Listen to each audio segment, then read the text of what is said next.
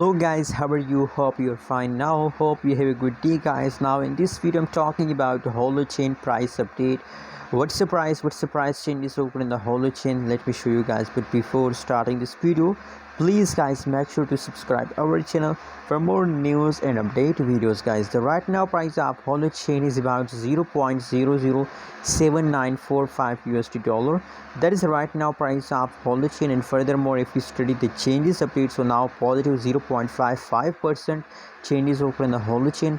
Last one day, last 1 week, changes occur in the Holochain is completely going in the lows guys.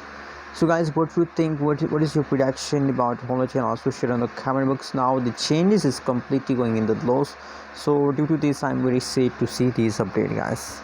Anyways guys, but that's not me. A lot of people understand when they saw some falls, when they see a negative changes, so they understand it now permanent, and permanently Holochain will falls.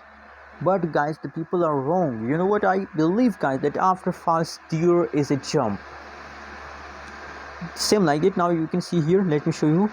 Just look here, in the previous time the price falls, in after falls, just look here, in the latest situation the price start pumping positive 0.55% the price pump.